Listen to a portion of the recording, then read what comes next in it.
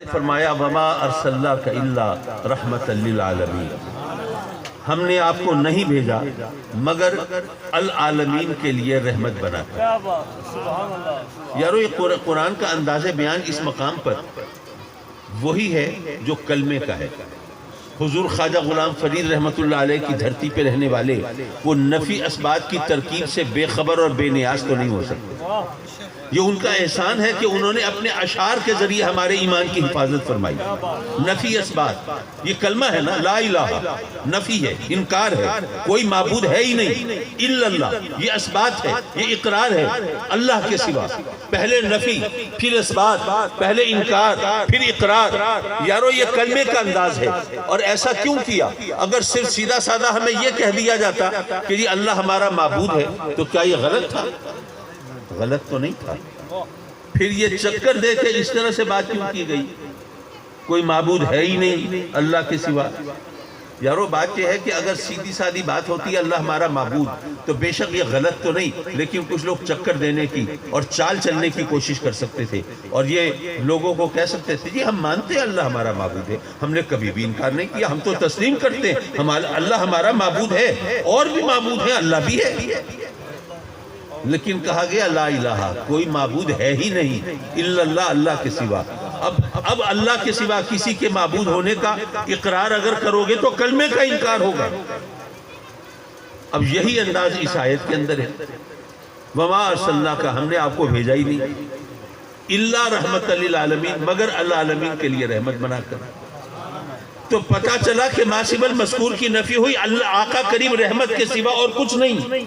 یہ قرآن کہہ رہا ہے رحمت کے سوا اور کچھ نہیں۔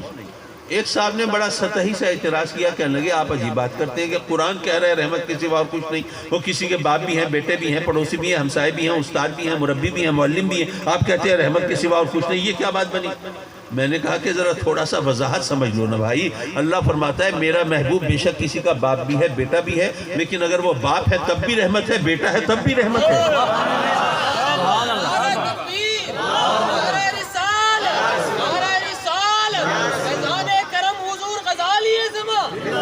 اچھا ایک صاحب نے ذرا زیادہ ٹیکنیکل اعتراض کیا، کہنے لگے جناب قرآن کی ایک اور آیت بھی ہے۔ اچھا جی وہ کیا؟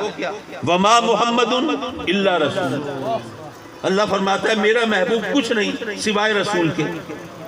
اب بتائیے کیا کریں؟ ایک آیت کہتی ہے وہ رحمت کے سوا کچھ اور نہیں، دوسری آیت کہتی ہے وہ رسول کے سوا کچھ اور نہیں۔ اب کس آیت کو ترجیح دیں؟ اور بات صرف ترجیح دینے کی نہیں ہے، بات یہ ہے قرآن کہتا ہے کہ اگر یہ قرآن اللہ کا کلام نہ ہوتا تو جیسے تمہارے لیڈروں کے وہ بیانات آتے ہیں نا، آج کل کلپس آتی ہیں، پہلے یہ بیان دیا تھا اب یہ کہہ دیا، پہلے یہ کہا تھا اب یہ کہہ دیا۔ اب لوگ بھی پریشان ہوتے ہیں، ان کے ماننے والے بھی، وہ جسٹیفائی کرنے کے لیے جواز تلاش کر رہے ہوتے ہیں اور جناب بہانے بنا رہے ہوتے ہیں۔ ایسا ہوتا ہے نا آج کل، لیڈروں کے بیان پہلے کچھ اور آج کچھ اور۔ اللہ فرماتا ہے کہ اگر قرآن اللہ کا کلام نہ ہوتا تو تم دیکھتے ہیں کہ اس میں بھی ایک آیت کچھ کہتی، دوسری آیت اس کے خلاف کچھ اور کہتی، لیکن یہ اللہ کا کلام ہے اس لیے آیتیں ایک دوسرے سے ٹکرا نہیں سکتی، تضاد نہیں ہوگا، اختلاف نہیں ہوگا، یہ اللہ کا کلام۔ مولا اب کیا کریں؟ ایک آیت کہتی ہے وہ رحمت کے سوا کچھ اور نہیں، دوسری آیت کہتی ہے وہ رسول کے سوا کچھ اور نہیں۔ یہ تو اب ٹکراؤ نظر آ رہا ہے یہاں تو معاذ اللہ قرآن کی صداقت داؤ پہ لگ گئی۔ اب کریں تو کیا کریں؟ حضرات مکرم ذرا غور کیجئے، اس کا بڑا سیدھا سادہ جواب ہے۔ میں نے عرض کیا کہ بھائی اللہ نے فرمایا نا، یہ اس کا جواب اسی آیت کے اندر موجود ہے کہ ہم نے آپ کو تمام جہانوں کے لیے رحمت بنا کر بھیجا۔ ٹھیک ہے، اس سے کوئی اختلاف تو نہیں۔ اللہ فرماتا ہے ہم نے آپ کو تمام جہانوں کے لیے رحمت بنا کر بھیجا۔ ایک بار پھر دہراتا ہوں، اللہ نے فرمایا ہم نے آپ کو تمام جہانوں کے لیے رحمت بنا کر بھیجا۔ تو یارو جس کو بھیجا جائے اسی کو رسول کہتے ہیں نا۔ رسول کا مطلب ہی یہ ہے وہ بھیجا گیا۔ تو اللہ یہ آیت اس کے خلاف کہاں ہے؟ بلکہ یہاں تو وضاحت ہو رہی ہے کہ میرے آقا کریم محض رسول نہیں، رسول رحمت ہیں۔ یہاں تو وضاحت ہو رہی ہے۔ حضرات مکرم بس یہاں پر آخر میں آ کر ایک بات اور کہوں گا، وہ بات آ گئی ذہن میں اس لیے کہہ رہا ہوں ورنہ بات ہے ذرا نازک سی۔ دیکھیے فرض کیجئے کہ میں نے عزیزم عامر سعیدی کو بھیجا کہ بھائی ایسا کرو حضرت قبلہ پیر عبداللطیف صاحب کی خدمت میں حاضر ہو جاؤ۔ میں نے بھیجا کس کو؟ عامر سعیدی کو۔ کس کے لیے؟ حضرت قبلہ پیر عبداللطیف صاحب کی خدمت میں. بھیجنے والا میں ہوں. بھیجا ہے عامر سعیدی کو، بھیجا ہے پیر عبداللطیف صاحب کی خدمت میں. بھیجنے والا کوئی اور، جس کو بھیجا وہ کوئی اور، جس کی طرف بھیجا وہ کوئی اور. اچھا میں تو بھیجا بھیجا لگا ہوا ہوں، آپ کے بھیجے میں بھی کچھ آ رہا ہے کہ نہیں؟ بھائی یہ تینوں علیحدہ علیحدہ ہوں گے نا. ایک ہے بھیجنے والا، ایک وہ ہے جس کو بھیجا گیا، ایک وہ ہے جس کی طرف بھیجا گیا. تینوں علیحدہ علیحدہ ہوں گے نا. میں عامر کو عامر کی طرف تو نہیں بھیج سکتا، عامر کو اپنی طرف بھی نہیں بھیج سکتا. ایک بھیجنے والا ہے، ایک وہ جس کو بھیجا ہے، ایک وہ جس کی طرف بھیجا ہے. یہ تینوں علیحدہ علیحدہ ہیں. اب آیت کی طرف آ جائیے. وَمَا أَرْسَلْنَاكَ إِلَّا رَحْمَةً لِلْعَالَمِينَ. بھیجنے والا اللہ ہے، بھیجا ہے اپنے محبوب کو، بھیجا ہے العالمین کی طرف. بھیجنے والا کوئی اور، جس کو بھیجا وہ کوئی اور، جس کی طرف بھیجا وہ کوئی اور. تو پتہ یہ چلا کہ اللہ نے جب اپنے محبوب کو العالمین کی طرف بھیجا تو العالمین کچھ اور ہے، میرے آقا کریم اس سے ماورا کچھ اور ہے. نعرہ رسالت، نعرہ خلافت، نعرہ حیدری، نعرہ غوثیہ، فیضان کرم حضور غزالی زمان، قائد ملت اسلامیہ حضرت علامہ صاحبزادہ سید حامد سعید میں. اب یہ بات ذرا آپ کو مشکل لگ رہی ہوگی، ہضم کرنا مشکل. بات بہت بڑی ہے کہ جی ابھی تو آپ نے جناب کہا تھا کہ العالمین میں سب شامل ہیں، تمام کائنات، تمام خدائی، اللہ کے سوا جو کچھ وہ العالمین میں شامل. اب آپ کہتے ہیں کہ نہیں، آقا کریم العالمین سے بالاتر ماورا علیحدہ. تو آپ تھوڑی دیر کے بعد کہیں گے جی باقی نبیوں کو بھی تو اللہ نے بھیجا ہے، وہ بھی العالمین سے بالاتر.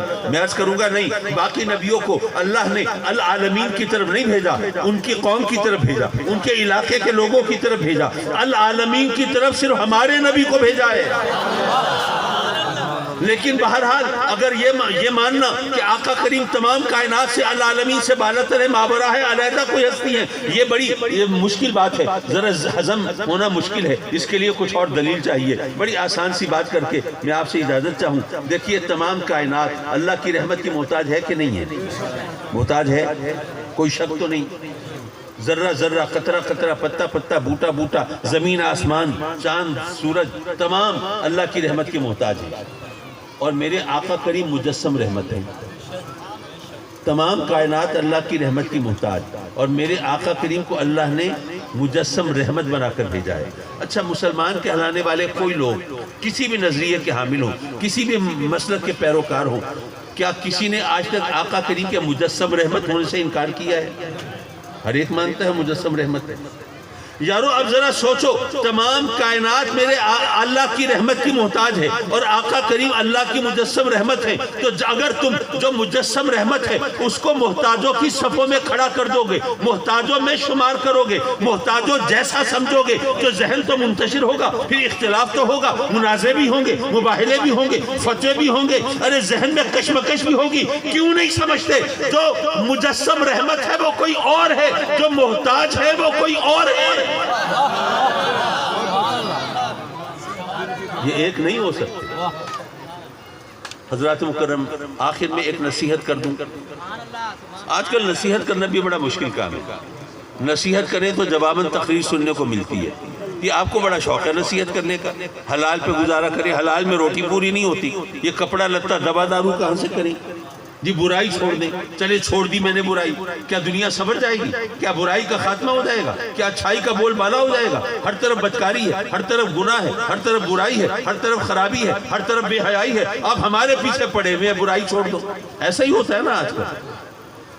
یارو اس کا جواب ایک حکایت میں ہے. اس حکایت کو پلے باندھ لیجئے. جب نمرود نے آگ دہکائی، الاؤ بھڑکایا، سیدنا ابراہیم علیہ السلام کو معاذ اللہ وہ آگ میں جھونکنا چاہتا تھا. الاؤ کتنا بڑا تھا، آگ کتنی عظیم الشان تھی. کتابوں میں لکھا ہے کہ شعلے اتنے بلند تھے کہ اس الاؤ کے اوپر سے پرندے پرواز نہیں کر سکتے تھے. یہ عالم. حکایت یہ ہے کہ ایک بلبل چونچ میں پانی لے کے چل پڑی. کسی نے پوچھ لیا بلبل بھی کہاں جا رہی ہو؟ اس نے کہا میں نمرود کی آگ بجھانے جا رہی ہوں. مذاق تو اڑنا تھا. لو جی ان کی بلند ہمتی دیکھو، ان کی عالی ظرفی دیکھو، ان کا ماشاءاللہ بلند خیالی دیکھو۔ وہ آگ جہاں پر پانی کے حوض پلٹ دیے جائیں اور آگ کو فرق نہ پڑے، چونچ میں پانی لے کے جا رہی ہے، میں وہ آگ بجھانے جا رہی ہوں۔ اس بلبل نے جو جواب دیا وہ ہم سب کے لیے میشا لے رہا ہے۔ اس نے کہا کہ میں بے وقوف اور پاگل نہیں ہوں، مجھے پتا ہے یہ پانی کے چند قطرے اس آگ کا کچھ نہیں بگاڑ سکتے، یہ تو وہاں تک پہنچ بھی نہیں پائیں گے، پہلے ہی بھاپ بن کے اڑ جائیں گے، ان کی اوقات کیا ہے۔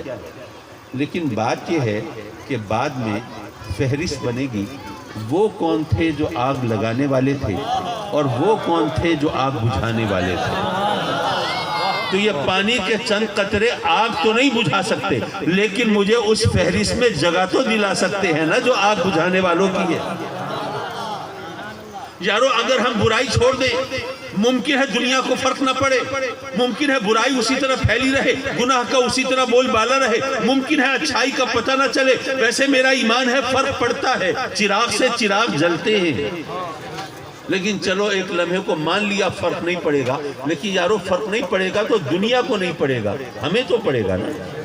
فہرست تو بنے گی نا، وہ کون تھے جو برائی پھیلانے والے تھے اور وہ کون تھے جو نیکی کے چراغ جلانے